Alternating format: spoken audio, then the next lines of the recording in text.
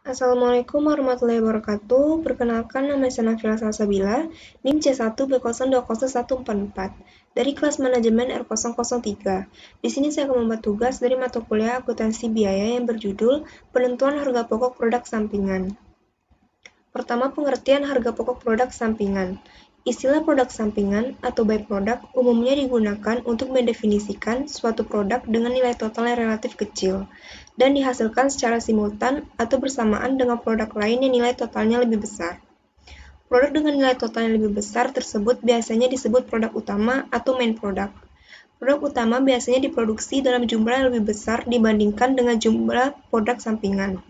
Biasanya, produsen hanya memiliki sedikit kendali atas jumlah produk sampingan yang dihasilkan.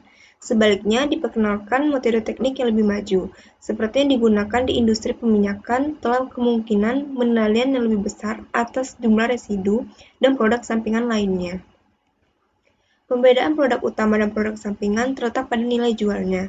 Jika nilai jual salah satu produk relatif lebih kecil dari yang lainnya, maka dikategorikan sebagai produk sampingan. Sedangkan apabila produk-produk yang dihasilkan relatif sama, maka dikategorikan sebagai produk bersama. Contohnya pada pabrik penggergajian kayu. Kayu lapis dan papan kayu merupakan produk utama, sedangkan serbuk gergaji dan kayu bakar merupakan produk sampingan.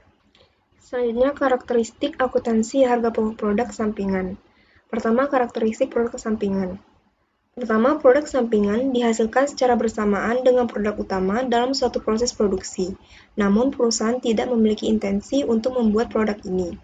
Kedua, produk sampingan memiliki nilai jual yang lebih kecil daripada produk utama. Selain itu, kuantitas dari produk sampingan juga jauh lebih sedikit dari main product yang dibuat perusahaan. Ketiga, produk sampingan memerlukan proses lebih lanjut sebelum siap digunakan atau dijual. Keempat, produk sampingan tidak pernah tercipta tanpa adanya proses produksi untuk pembuatan produk utama. Hal ini karena produk sampingan tercipta dari bahan baku produk utama. Yang kedua, akuntansi untuk produk sampingan. Metode akuntansi yang digunakan untuk memperlakukan produk sampingan dapat dibagi menjadi dua golongan. Pertama, metode yang hanya melakukan pencatatan terhadap hasil penjualan produk sampingan, tanpa menghitung harga pokok produk sampingan tersebut, atau metode tanpa harga pokok, atau non-cost method. Dalam metode ini, biaya-biaya produksi hanya dibebankan ke produk utama.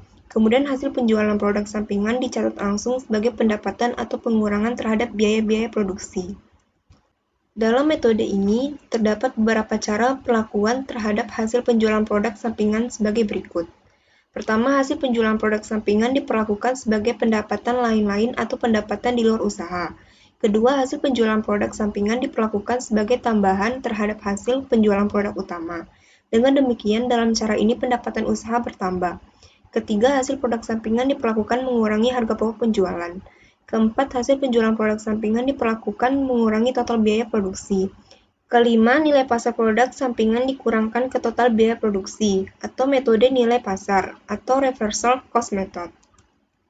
Kedua, metode yang membebankan biaya-biaya produksi ke produk utama dan produk sampingan, atau metode harga pokok atau cost method. Dalam metode ini, biaya-biaya produksi dialokasikan baik ke produk utama maupun produk sampingan.